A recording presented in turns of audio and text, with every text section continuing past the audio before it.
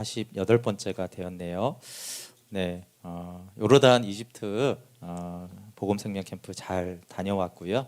아까 찬양할 때 보라 세일을 행하시리니 그 광야에 길을 만드시고 사막에 꽃이 핀다라는 이 말씀이 그 이집트를 좀 생각나게 하더라고요. 그 이집트 대충 아시죠? 근데 이집트가 95%가 이제 사막인데 이제 가장 고대 문명을 꽃피웠잖아요, 그렇죠? 근데 이제 그 사막에 왜 그렇게 고대부터 피라미드를 짓고 굉장한 문명을 이루었냐 하면은 나일강이 흘러서 그렇거든요. 그러니까 제가 정확히는 모르지만 만약에 나일강이 없다면 100% 사막 같아요. 그러니까 그냥 사막인데 거기 나일강이 흘러요. 그러니까 나일강 주변으로 거의 8천만 명의 인구들이 몰려서 그래서 이렇게 이집트가 이렇게 생겼지만 그 하늘에서 보면 이렇게 길쭉하대요. 사람 사는 데는. 왜냐하면 나일강 주변으로만 다 사니까. 그러니까 이제 찬양을 할 때 우리가 정말 죄 가운데 있는 우리는 사막과 같이, 사막에 무슨 꽃이 피겠어요, 그렇죠? 근데 사막과 같은 우리에게 그 성령의 이제 강이 흐르면은 그 강으로 인하여서 어떤 비옥한 너무 좋은 땅들보다도 그 이집트가 굉장히 고대부터 좋은 땅이었잖아요. 그래서 사막과 같은 우리에게 생수의 강이 흐를 때 어떤 좋은 밭을 가진 사람들보다 더 꽃을 피게 하신다라는 말씀이 생각났습니다. 네, 오늘 말씀은 성령님이 죄의 심판을 알게 하여 생명으로 인도한다라는 말씀 나누겠습니다. 네, 요한복음의 기록 목적, 성경의 기록 목적은 생명 얻음입니다. 이것은 너무나 중요해서 제가 48번째니까 48번째 말하는 건데, 그냥 이렇게 기록 목적은 생명 얻는 거다 이렇게 알라고 하는 것이 아니고요. 실제로 이제 요한복음이 이렇게 보여줘야죠. 야, 요한복음이 계속 생명을 얻게 하도록 우리에게 말씀하고 있구나. 성경을 볼 때마다 성경이 계속 우리에게 생명을 얻게 하려고 이렇게 복음을 말씀하고 있구나. 이렇게 보도록 또 볼 수 있는 눈을 기도하라고 계속 기록 목적을 말합니다.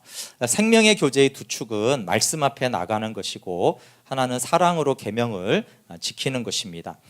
주님이 내 안에 어떻게 거하게 하느냐라고 했을 때 15장에서 복음의 말씀을 우리 안에 거하게 하라고 했고, 예수님 안에 어떻게 거하는가라고 했을 때 내 계명을 지킴으로 내 사랑 안에 거하라. 그러면 아들의 기쁨이 충만하리라고 했습니다. 그리고 요한복음에는 예수님의 자기 계시 에고에임이 나는 이다가 7번 나오는데 이 7번의 계시가 다 생명으로 인도하는 복음이다. 나는 생명으로 인도하는 복음이다. 이런 말씀이었고, 주님이 이제 사랑을 주시고 기쁨을 주고 열매를 맺게 하시는데 왜 그렇게 하시는 걸 봤더니 서로 사랑하라는 세 계명을 지키라고 한 것이었습니다. 그래서 서로 사랑과 하나님의 영광을 보는 것이 요한복음의 선순환처럼 나옵니다. 그래서 1장 14절에 그냥 영광을 보는 게 아니라 우리가 그 영광을 보는 거죠. 그 우리는 17장 21절부터 24절에 예수 그리스도 안에서 하나된 우리, 그 하나된 우리가 주의 영광을 보는 것입니다. 그런데 이제 16장에서 생명의 교제와 서로 사랑의 최대의 적이 있는데 그것은 믿는 자들끼리 주는 상처, 박해가 있을 것이다 라고 말씀하셨어요. 근데 예수님이 이제 아버지께로 간다고 하자 5절에 보면은 아무도 어디로 가는 자가 묻는 자가 없고 슬퍼한다라고 말씀하셨어요. 근데 5절 6절 보면 지금 내가 나를 보내신 이에게로 가는데 너희 중에서 나더러 어디로 가는지 묻는 자가 없고 도리어 내가 이 말을 함으로 너희 마음에 근심이 가득하다. 네, 주님이 복음을 전하는데 근심이 가득한 거예요. 그런데 13장 36절과 14장 5절에 보면 베드로와 도마가 예수님이 어디로 가는지 물었어요. 근데 이제 예수님은 너는 안 묻는다 너희들이 이렇게 말하는데 예수님이 내가 아버지께로 가고 너희가 거처를 예비하러 간다고 말했잖아요. 근데 이제 제자들이 이 말을 들었으면 더 물었을 거라는 거예요. 예수님 어디로 갑니까? 그 거처는 어디입니까? 무엇입니까? 하여튼 이렇게 물었을 텐데 제자들이 이제 이 말씀을 전혀 안 듣고 안 묻는 거에 더 이상, 그러니까 사실상 예수님은 너희는 내게 묻는 자가 없구나 이렇게 말합니다. 여러분 요한복음 13장부터 16장 지금 15장까지만 봐도 이 말씀이 얼마나 생명을 얻게 하는 복음이 가득한 핵심적인 말씀인지 몰라요. 근데 이렇게 기쁨을 주는 복음의 말씀을 들었는데 제자들은 어땠다고요? 근심이 가득했어요. 그러니까 말씀을 깨닫지 못하면은 복음을 들어도 기쁘지 않고 근심이 되는 거예요. 그러니까 말씀을 들으면은 기뻐야 되는데 이상하게 말씀을 들을수록 근심이 될 수 있어요. 그것이 지금 제자들의 상태가 그런 거예요. 좀 예수님이 나쁜 말 하는 게 아니잖아요, 그렇죠? 계속 너에게 생명 주는 일을 하러 있고 내가 복음이 십자가와 부활로 그 길을 열 것이고 아버지 집으로 인도할 것이며 계속 이런 복음을 말하고 있는데 제자들은 근심이 가득한 거예요. 그러니까 기쁨을 주는 복음의 말씀이 우리에게 근심이 된 적이 있는가라고 했을 때 왜 근심이 되는지를 이제 그 다음에 알 수가 있습니다. 복음을 들은 마음에 근심이 가득한 이유는 성령님을 통해서 복음을 듣지 않아서 그래요. 그러니까 복음, 복된 소식, 생명을 주는 말씀도 성령을 통해서 말씀을 들으면은 이게 생명을 주는 기쁜 소식이구나 이렇게 들리는데 성령으로 말씀을 듣지 않으면 도대체 뭔 소리를 하는 거야부터 해서 왜 저렇게 말씀하시지? 왜 간다고 하시지? 그러니까 복음을 생명을 주기 위해 예수님이 가는 건데 가는 이유가 다 그렇게 안 들리는 거예요. 그러니까 안 좋게만 들리는 것이죠. 그래서 예수님이 왜 근심하느냐 이렇게 책망하지 않으세요. 왜냐하면 성령으로 깨닫지 못하니까 근심하는 게 정상이니까 성령을 보내겠다고 말씀하세요. 그러니까 복음을 말했는데 근심하는 제자들에게 성령을 약속하시죠. 7절 한번 볼게요. 시작 읽어볼게요. 그러나 내가 너에게 실상을 말하노니 내가 떠나가는 것이 너에게 유익이라. 내가 떠나가지 아니하면 보혜사가 너에게로 오시지 아니할 것이요 가면 내가 그를 너에게로 보내리니. 여러분 예수님은 제자들이 이 생명 얻게 하는 복음을 깨닫지 못할 때마다 성령님을 약속해 주셨어요.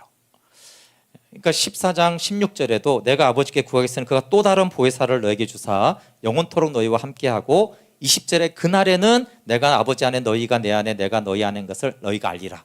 그러니까 지금 모르니까 그렇죠? 지금 못 알아들으니까 내가 성령을 보낼 텐데 그날에는 알게 될 거야. 그 14장 26절 27절에도 보혜사 곧 아버지께서 내 이름으로 보내실 성령 그가 너희에게 모든 것을 가르치고 내가 너에게 말한 모든 것을 생각나게 하시리라. 평안을 너에게 끼치노라 이렇게 말씀하세요. 그러니까 예수님이 지금 가르치고 있잖아요, 그렇죠? 가르치고 있는데 못 알아들으니까 성령이 와서 가르칠 거야. 그러니까 제자들이 복음을 못 알아들을 때마다 예수님은 성령을 보내서 성령이 너에게 알게 하겠다. 그러니까 복음의 말씀이어도 성령으로 우리가 깨닫지 못하면 복음의 말씀이 우리에게 근심이 된다. 그때 성령이 가르쳐 주시면 오히려 평안을 끼쳐 주시고 기쁨이 생명이 주어집니다. 예수님이 떠나야 되는 유익에 대해서 세 가지로 말씀할 수 있는데 첫 번째는 십자가와 부활로 영생 하나님의 나라 들어가는 문을 여시잖아요, 그렇죠? 그러니까 예수님은 떠나셔야 돼요. 안 떠나면 하나님 나라로 들어가는 문이 안 열리잖아요. 십자가와 부활로 그 문을 여는데 그러니까 두 번째는 부활하심으로 우리를 예수님 안으로 영접해야 되잖아요, 그렇죠? 3년 반 동안 예수님은 제자들과 합숙 생활을 했지만 제자들이 예수님 안에 있지는 않았단 말이에요.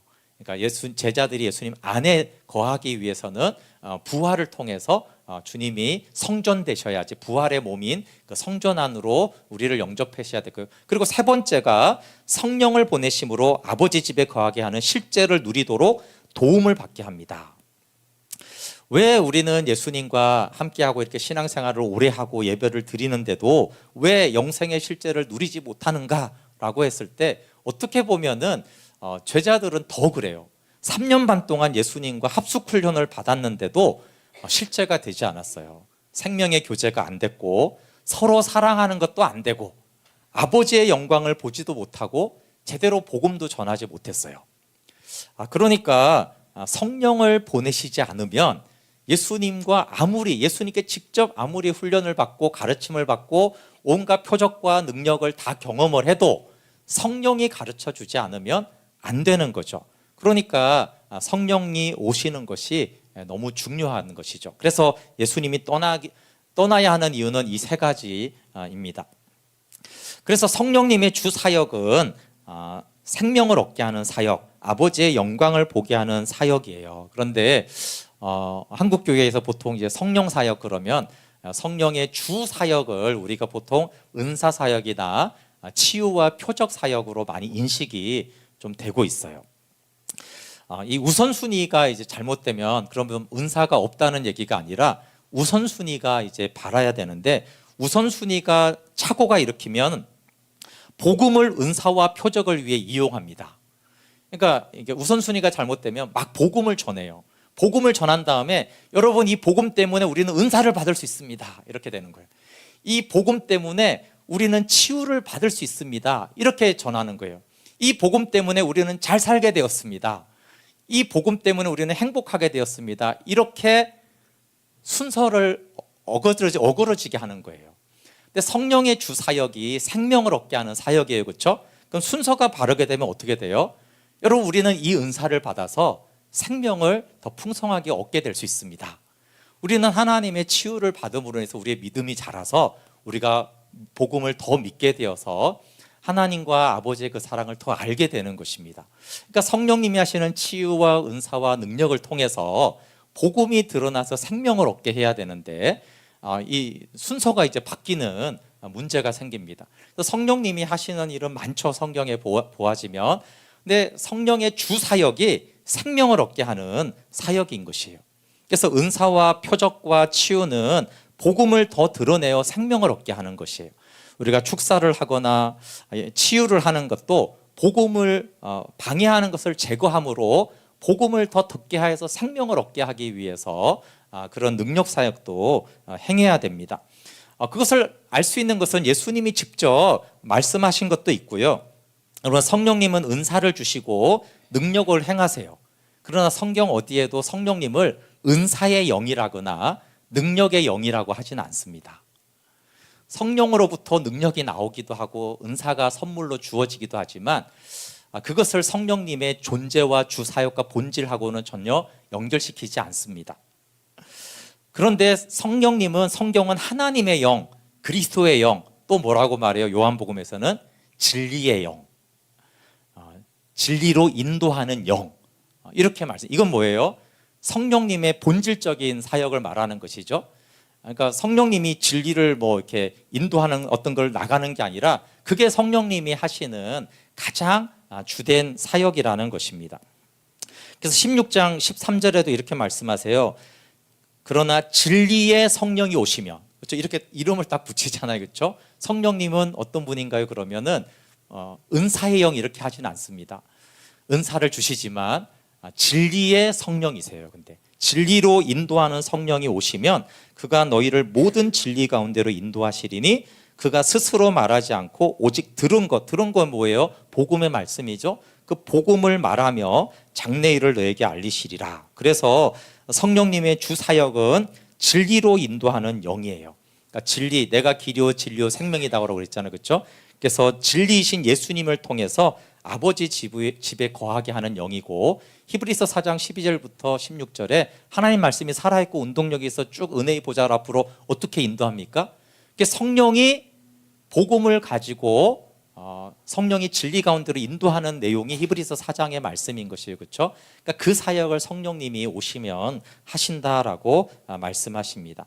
그리고 성령이 진리로 인도하는 목적은 14절에 그가 내 영광을 나타낸다, 이렇게 말씀하셨어요. 그러니까 성령의 모든 사역의 결과는 주님이 하셨다, 주님이 높임을 받아야 되는 것입니다. 그러면 성령이 진리로 인도한다고 했잖아요, 그렇죠? 진리를 가르쳐 진리로 인도해서 생명을 누리게 하는 것이 성령의 주 사역이시고 예수님이 성령을 보내시는 주 목적입니다. 다시 한번 예수님이 성령님을 보내시는 주된 목적은 은사를 주기 위함이 아닙니다. 그렇죠? 왜냐하면 성령님이 오지도 않았는데도 이미 제자들은 귀신을 쫓아내고 치유하고 병자를 다 고쳤어요, 그렇죠? 그러니까 성령님이 안 오셔도 된단 말이에요. 그런 거나 예수님이 권능을 주시면 능력과 권능은 다 행할 수가 있는 거예요. 근데 아무리 예수님이 모든 것을 다 줘도 안 되는 게 뭐예요? 생명을 누리게 못하는 거예요. 성령이 오시지 않으면 안 되는 일이에요. 그러니까 다시 한번 성령이 오셔야만 되는 반드시 이유는 치유와 능력과 표적을 행하기 위해서가 아니라 진리로 인도함을 받기 위해서, 아들 안에 있는 그 생명을 얻고 아버지의 영광을 보게 하기 위해서는 반드시 성령님이 오셔야 되는 거예요. 이것은 예수님도 성령을 보내지 않고는 3년 반 동안 가르쳐도 안 되는 거예요. 그러면 이제 성령이 진리로 인도하시는 영인데 어떻게 진리로 인도하는가를 이제 8절부터 10절에 말씀해 놓고 있어요. 그냥 막연히 성령님이 진리로 인도한다, 성령님은 복음을 통해 생명으로 인도한다, 이렇게 하지 않았고요. 성령님이 오셔서 세 가지를 가르쳐 준다라고 말씀하세요. 그래서 이 세 가지를 바로 수정해야지.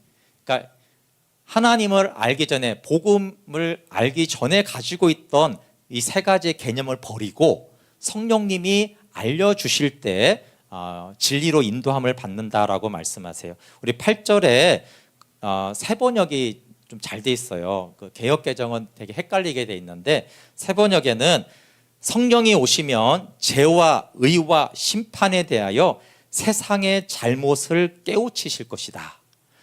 개역 개정에는 책망한다 이렇게 돼 있거든요. 그러니까 책망한다 그러니까, 죄를 책망한다 그러면 내가 죄인이라서 너 죄인이야 이렇게 책망하시는가, 이렇게 이제 이해할 수 있는데, 새 번역에 정확하게 죄에 대한 잘못을, 죄를 잘못 알고 있는 것을 깨우쳐 주시고, 의에 대해서 잘못 알고 있는 것을 깨우쳐 주시고, 심판에 대해서 잘못 알고 있는 것을 성령이 깨닫게 해주신다, 이런 뜻이에요. 깨우치다라는 엘레그세이는 깨우치다, 드러내다, 폭로하다, 이런 뜻이에요. 그러니까 신약에서 17번 사용되는데 17번 전부가 어떻게 사용됐냐 하면은 사람들에게 그들의 죄를 드러내어서 회개하도록 권고할 때 쓰여져요. 그러니까 이제 몰랐던 걸 제대로 알게 하셔서 회개하도록 할 때 이 깨우친다라는 단어가 사용이 되어집니다. 그러면 이제 세상 사람들이 잘못 알고 있는 세 가지가 있는데, 죄를 잘못 알고 있고, 의를 잘못 알고 있고, 심판을 잘못 알고 있다라는 것이에요. 그래서 성령님이 이 세 가지를 바로 알게 하심으로 우리를 진리로 인도하십니다. 그러면 성령님이 깨닫게 하는 죄를 알아야 되잖아요, 그렇죠? 그러니까 보통 우리가 세상이 아는 죄를 책망하시고 바로 깨닫게 하는데, 세상이 아는 죄는 우리가 다 범죄, 도덕적인 죄, 뭐 인권을 침해하는 것, 우리가 이런 거를 세상에서 이제 죄라고 알고 있잖아요, 그렇죠? 근데 성령이 오시면 깨닫게 하는 죄의 본질이 뭐냐면, 아들을 믿지 않는 것이 죄라는 걸 깨닫게 하는 거예요. 물론 범죄가 죄가 아니라는 게 아니죠. 그러나 성령이 오실 때 자각이 되는 죄가 뭐냐 하면은, 죄의 본질은 아들을 믿지 않는 것이다 라는 거예요. 16장 9절에 죄에 대하여 깨우친다고 함은 세상 사람들이 나를 믿지 않기 때문이다. 왜 예수님을 믿지 않는 것이 죄 중에 가장 큰 죄가 되고 용서받지 못한 진짜 죄가 되겠습니까? 다른 자범죄가 죄가 아니라는 게 아니라, 다른 자범죄는 예수 그리스도를 믿음으로 죄 사함을 받을 수 있어요. 그러니까 죄가 두 종류가 있는데, 이 세상에서 말하는 죄가 있어요. 근데 이 세상의 죄는 아들을 믿음으로 그 구속의 은혜로 예수님의 보혈로 용서함을 받을 수가 있어요, 이 죄들은. 그런데 이 죄들을 용서해 주는 아들을 믿지 않으면, 이 아들을 믿지 않는 죄는 사함 받을 수가 없어요. 그러니까 가장 큰 죄가 뭐겠어요? 가장 큰 죄는 용서받을 수 있는 죄와 용서받을 수 없는 죄 중에 당연히 용서받을 수 없는 죄죠. 그러니까 하나님은 모든 죄를 예수 그리스도를 통해서 용서해 주세요. 그런데 유일하게 예수님을 믿지 않는 죄는 용서치 않으세요. 용서해 줄 수가 없죠. 그래서 아들을 믿지 않는 것이 가장 큰 죄입니다. 타락한 죄인들에게 아들을 보내서 용서받을 기회를 줬는데 그 용서를 거절한 것이 가장 큰 죄이죠. 그러면 그냥 예수님을 영접하지 않은 것만 큰 죄가 아니라 믿는 자의 죄, 믿는 우리에게 가장 큰 죄가 뭘까요? 14절, 로마서 14장 23절에 보면, 의심하고 먹는 자는 정죄되었나니 이는 믿음을 따라 하지 아니하였기 때문이라. 믿음을 따라 하지 아니하는 것은 다 죄니라. 근데 우리가 저 말씀을 잘 이해하기가 어렵잖아요. 믿음으로 하지 않은 것이 다 죄다. 아니 다른 게 아니라 왜 믿음으로 하지 않은 게 죄인가? 오늘 하루도 이렇게 살았잖아요, 그렇죠? 근데 하루를 지나고 우리가 보통 죄를 뭘 지었지라고 했을 때 우리가 내가 믿음으로 하지 않은 것이 죄구나 이렇게 자각이 되나요? 그게 성령이 오시면 근데 그게 큰 죄로 자각이 된다는 거예요. 성령이 깨닫게 하시면 다른 비교할 수는 없지만 어쨌든 좀 짜증내고 화내고 이런 죄보다 믿음으로 하지 않은 것이 큰 죄구나 이걸 성령이 깨닫게 하는 거예요. 즉 내 안에 예수 생명으로 행하지 않은 것이 죄라는 거예요. 근데 여러분 지금 로마서 7장 8장을 묵상하는데 그 육신이 뭐예요? 믿음으로 하지 않은 그것이 육신으로 행한 거예요. 그 사망에 처하잖아요, 그렇죠? 그래서 사도 바울이 7장과 8장에 굉장히 많은 분량을 믿음으로 하지 않은 선행, 믿음으로 하지 않은 율법 지킴, 믿음으로 하지 않은 착한 행실에 대해서 굉장히 많이 말하고 있는 거예요. 근데 이건 성령이 아니면 이게 왜 이렇게 심각한 문제이고 죄인지를 알지를 못해요. 근데 성령이 오게 되어지면 이게 굉장히 심각한 문제인 거예요. 결국은 하나님 노릇하게 되어지고 나를 주장하게 되어지고 교만하게 되어져서 하나님을 대적하는 반역하는 엄청난 죄라는 거예요. 근데 성령이 아니고는 우리는 이 믿음으로 하지 않은 죄에 대해서 예수님을 믿지 않는 것이 큰 죄라고 느껴지지 않아요.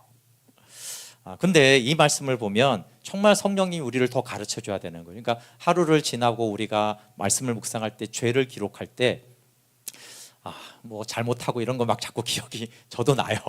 근데 이걸 보면서 제가 하나님 내가 믿음으로 하지 않은 것이 정말 죄구나라고 깨달아져서 보혈로 그것을 씻게 되어지기까지 죄에 대해서 성령님이 우리를 가르쳐 주셔야 하는 것이에요. 그렇게 죄가 바로 인식되고 알아질 때 복음을 통해서 생명이 누려지게 된다라는 거예요. 근데 이 믿지 않는 것이 얼마나 큰 죄인지 잘 모르고 그냥 세상 사람들처럼 그것도 죄가 맞죠? 그런 죄의 개념으로는 정말 그 아버지 품속에 생명으로 들어가기가 많은 어려움이 있다라고 말씀하세요. 그래서 성령님이 오시면 제대로 알려주세요. 그래서 성령님이 오셨잖아요, 사도행전에. 그리고 처음으로 성령님이 죄를 책망했을 때 살인이나 간음이나 악한 도둑질죄를 책망하지 않았고 베드로의 첫 설교에서 너희가 십자가에 못 박은 예수라고 했어요. 세상이 생각하는 죄가 아니잖아요, 그렇죠? 그러니까 성령이 오시면 세상 사람들이 생각하는 죄가 전혀 아닌 것을 책망하시고 깨닫게 하신다는 거예요. 생각도 못했던 나는 군병도 아닌데 빌라도도 아닌데 내 속에 예수 그리스도를 못 박은 그 죄악이 있다는 걸 깨닫게 하면서 내가 예수 그리스도를 십자가에 못 박은 죄인이고 또 예수님을 십자가에 못 박은 죄가 제일 큰 죄라는 것을 성령으로 깨닫게 된다라는 거예요. 그러니까 성령이 오셔야지 우리가 죄가 무엇인지를 정확하게 알게 되어지는 것이죠. 그러니까 성령님은 도덕적인 죄가 아니라 하나님의 아들을 십자가에 못 박은 죄를 책망했습니다. 그래서 성도가 성령으로 날마다 깨달아야 할 죄가 뭐냐 하면은 믿음으로 행하지 않은 거예요. 옛사람으로 행한 것도 믿음으로 행하지 않은 거고 육신, 내 힘, 자기 주장 의지로 선을 행한 것도 믿음으로 행한 게 아니에요, 그렇죠? 그러니까 이게 다 죄인 것을 날마다 깨닫고 아들을 통해서 또 아버지께 나아가지 않은 것도 죄인 것이죠. 왜냐하면 새 언약 백성의 의무를 행하지 않은 거. 그러니까 세상 사람들은 이게 죄가 아니잖아요. 하나님 복음을 통해서 하나님께 나아가지 않은 게 무슨 죄예요. 그런데 성령이 오시면 그게 죄인 거예요. 아들을 통해서 문을 열어놓았는데 그 문을 방치하고 들어오지도 않고 아버지가 집을 마련했는데 그 집에 들어오지 않고 탕자처럼 나가 있는 게 죄라는 거예요. 그러니까 성령이 오셔서 바른 죄를 알게 하는데 이것을 보아지면 믿고 있는 우리도 정말 죄를 제대로 알고 있는가, 죄를 제대로 깨닫고 있는가, 실제적으로 그것에 대해서 기도해야 되고 성령님 정말 죄를 제대로 깨닫게 해주시고 바로 잡아 주십시오라는 기도가 필요합니다. 그러니까 성령님이 알게 하는 의는 뭐겠습니까? 16장 10절을 볼게요. 의에 대하여 깨우친다고 함은 내가 아버지께로 가고 너희가 나를 더 이상 못 볼 것이기 때문이다. 성령님이 의를 깨우쳐 줄 수 있는 이유는 아들이 복음을 성취하기 때문입니다. 세상이 아는 의는 우리가 알잖아요. 의로운 행위, 그렇죠? 착한 일을 하면 우리는 의롭다, 그런 사람은 의인이다, 이렇게 말을 해주잖아요. 근데 성령님이 가르쳐주는 의는 뭐예요? 오직 복음으로만 의롭게 된다라는 거예요. 복음으로만.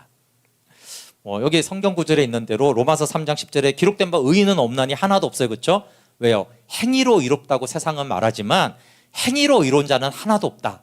그러니까 의로운 행위로 의롭게 되는 건 불가능하다. 그 세상의 그 의에 대한 지식은 잘못된 것이다, 폭로하는 것이에요. 쭉 폭로한 다음에 뭐라고 말합니까? 예수 그리스도를 믿음으로 말미암아 모든 믿는 자에게 미치는 하나님의 의로 의로워진다. 로마서 4장 25절에 우리를 의롭다 하시기 위해서 살아나셨다. 고린도후서 5장 21절에 우리로 하여금 그 안에서 하나님의 의가 되게 하시려고 하나님이 예수 그리스도를 죄로 십자가에 못 박으셨다라고 말씀하세요. 그러면 이 의에 대한 개념이 바로 된다라는 것은 그냥 지식적으로 그래 복음으로 이렇게 되지, 이런 걸 말하는 게 아니에요. 로마서 1장 17절을 말하는 거예요. 정말 성령님이 복음을 통해서 의롭게 된다는 것을 알면 어떻게 돼요? 복음에는 하나님의 의가 나타나서 믿음으로 믿음에 이르게 하나니 기록된 바 오직 의인은 믿음으로 말미암아 살리라. 그러니까 성령님이 의를 바로 가르쳐주면 세상의 의, 행위로 의로워지려는 것을 완전히 포기하고 지식이 아니라 계속해서 복음에 나타나는 하나님의 의를 내가 보아야 된다라는 거예요. 그것을 통해서만 내가 의의 상태가 되고 의롭게 되어져서 믿음에서 믿음으로 살아가도록 이르게 되는 것, 이 로마서 1장 17절을 알게 하고 누리게 하고 그렇게 하도록 가르쳐 주시는 분이 성령님이라는 거예요.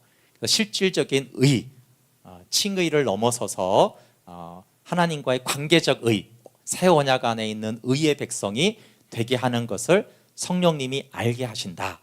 그래서 의의 결과는 화평이라고 그랬잖아요, 그렇죠? 우리가 새 언약 안에서 복음으로 의롭게 되어지는 상태를 계속 유지하게 되어지면 하나님과의 화평이 이루어지고, 로마서 5장 1, 2절에 그 화평의 결과는 뭐예요? 하나님의 영광을 보고 즐거워하는 것이잖아요.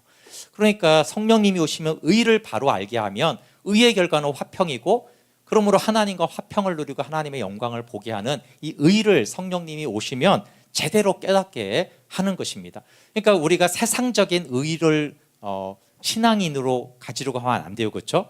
그러니까 그건 율법주의가 되잖아요, 그렇죠? 그래서 율법주의로 의롭게 되려는 모든 노력은 완전히 포기되어지고 오직 복음으로만 의롭게 되어지고 하나님과 화평한 관계가 되는, 이걸 성령님께서 알려주신다. 실제적으로 이것이 성령님이 알려주는 의입니다. 세 번째, 성령님이 그러면 깨닫게 하는 심판은 무엇이냐라고 해서 11절에 심판에 대하여 하면 이 세상 임금이 심판을 받았습니다, 이렇게 말씀하세요. 여러분, 세상의 관점에서 보아지면 사탄이 지금 활동을 하고 있고, 맞죠? 세상을 통치하고 심지어는 성도들까지, 교회까지 통치하는 것처럼 보여져요.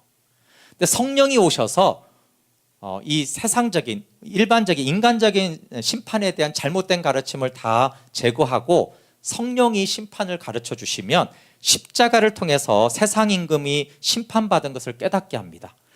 그래서 요한복음 12장 31절에 이제 이 세상에 대한 심판이 이르렀다. 세상이 심판을 받았다고 세상의 임금은 쫓겨났고, 창세기 3장 15절에 사탄의 머리를 상하게 했고, 요한일서 3장 8절에 마귀의 일을 멸하려 하심이라. 이게 이제 성령님이 심판에 대해서 가르쳐 주는 거예요. 그걸 한마디로 말하면 우리가 계속 그 부활 복음에서 들었던 내용인데, 성령님은 하나님의 눈으로 심판을 보게 합니다. 그러니까 종말의 승리를 현재로 보게 하는 거죠. 그게 심판을 제대로 아는 거예요. 그러니까 현재로 이김을 주시는, 그러니까 고린도전서 15장 57절에 쭉 이게 미래의 부활 사건이고 미래의 완전한 종말의 승리를 선언하다가 그 승리를 지금 현재로 주신다가 현재형이잖아요, 그렇죠? 그러니까 성령님이 오셨을 때 깨달아지는 게 뭐예요? 성령님이 안 오면은 심판에 대해서 우리가 알지 못해요.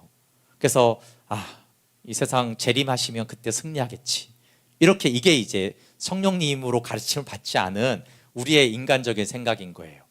지금은 그냥 세상이 판치고 세상 임금이 이렇게 있는 시대인 거야, 이렇게 되어지는데, 성령이 오셔서 심판에 대해서 가르쳐 주면 이미 사망과 마귀는 심판을 받았다라는 거예요. 종말을 현재로 보게 하시면서 이미 심판을 제대로 알게 하는 거예요. 그래서 바울의 말대로 지금 승리를 주시는 하나님께 감사하게 하시면서 부활 복음을 믿게 함으로 생명을 누리도록 하시는 거예요. 그래서 성령의 보내심이 더 유익한 이유를 이제 이걸로 설명한 거예요. 그럼 예수님과 3년 반 합숙 훈련을 했는데 놀랍게도 제자들이 이 세 가지를 몰랐어요. 죄가 뭔지를 몰랐어요. 여전히 아마 십계명이 아마 죄를 유대인들이니까 그렇죠? 십계명이 어기는 게 아마 큰 죄라고 여겼을 거예요. 아들을 믿지 않는 것이 죄라고 생각하지 않고. 두 번째, 의를 잘 몰랐어요. 의. 여전히 율법을 행해서 의롭게 되려고 아마 했을 것이고 정말 아들을 믿어 의롭게 되는 아버지의 화평을 누리는 이것을 제자들이 잘 몰랐어요. 당연히 심판은 모르죠. 그러니까 예수님과 3년 반을 해도 몰랐는데 성령님이 오시면은 이 세 가지를 알게 한다라는 거예요. 그리고 이 세 가지를 정확히 알게 함으로 이게 진리로 인도한다라는 거예요. 진리로 인도해서 아들 안에 있음을 알게 합니다. 근데 죄와 의와 심판은 이미 예수님 말씀하신 건데 새로운 메시지가 아니라 이미 말씀했는데 그걸 성령이 깨닫게 하시는 것이죠. 그래서 성령은 예수님이 전한 하나님 나라의 복음을 깨닫게 함으로 이 생명을 누리게 합니다. 그럼 예수님이 오신 목적은 하나님 나라로 들어가는 문을 열고 들어가게 하는 거예요. 그렇죠? 그래서 내가 온 것은 양으로 생명을 얻게 하고 더 풍성히 얻게 하는 것이고 내가 온 것은 하나님 나라 복음을 전하여야 하리라 이렇게 말씀하셨어요. 그러면 근데 예수님과 함께한 제자들은 이게 성취가 안 됐어요. 하나님 나라로 아직 들어가지 못했고 풍성한 생명을 얻지를 못했어요. 근데 성령이 오시면 오히려 예수님이 오신 이 목적을 다 성취해 주시죠. 제자들에게. 그래서 내가 떠나가는 것이 유익이고 보혜사 성령을 보내주는 것이 더 유익이다라고 말씀하세요. 떠남과 보내심을 보면 제자들에게 이렇게 돼 있어요. 예수님과 함께했던 그 3년 반의 기가 막힌 시간들, 행복한 시간들이 있었는데 잠시 떠나죠, 그렇죠? 근데 떠나는 동안 거처가 마련이 되어지고 성령을 보내 아들 안에 거하게 하는데 이런 과정이 많은 성도들에게도 일어납니다. 우리가 주님과 함께 하다가 주님이 우리를 잠시 떠납니다. 그걸 성요한은 영혼의 어두운 밤이라고 했고 잔느기용은 겨울나무의 때라고 했습니다.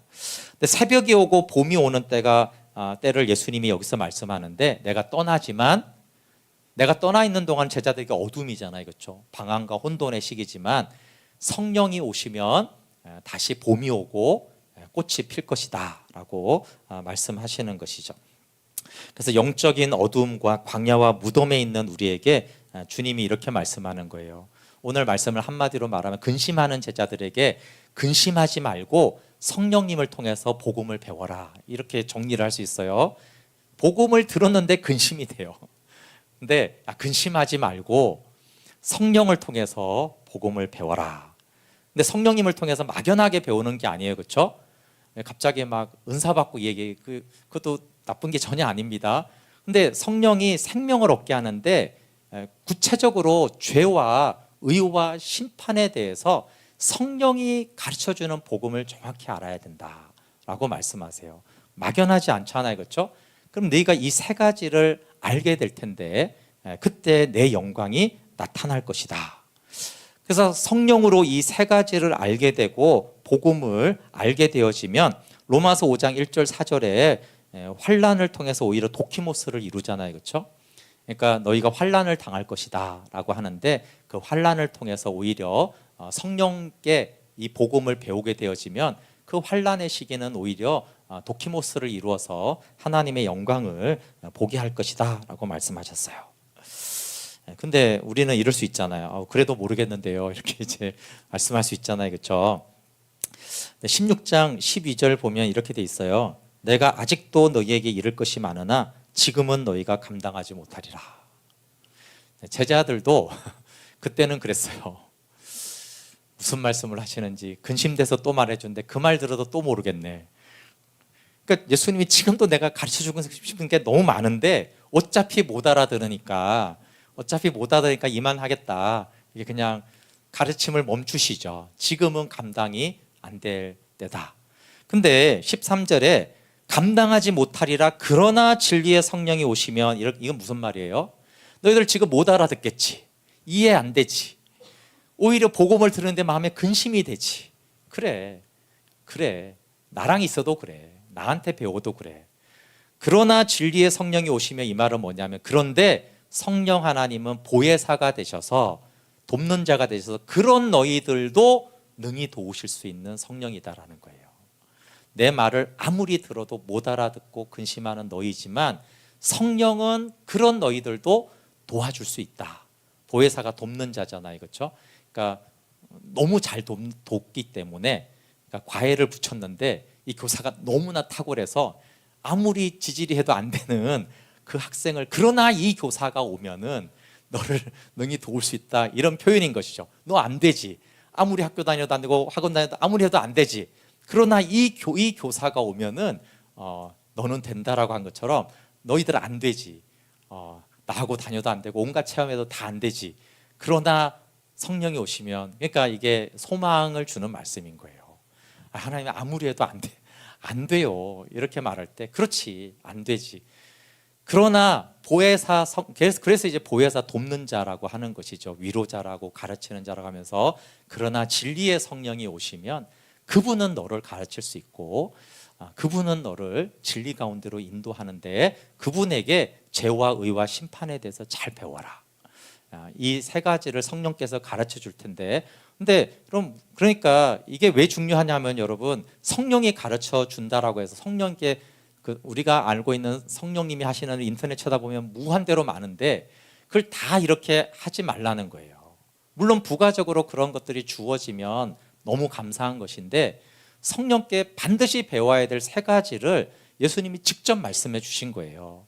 너희는 성령님께 반드시 죄와 의와 심판에 대해서 배워야 돼. 근데 만약에 성령님께, 다시 말해, 이거는 안 배우고 막 능력 배우고 치유하고 축사하고 배웠어요. 그럼 이거는 공허한 거라는 거예요. 오히려 그런 은사와 능력으로 죄와 의와 심판에 대해서 더 알고 가르치게 된다라면, 성령님은 얼마든지 그런 것들을 주시고, 방법이니까, 그렇죠?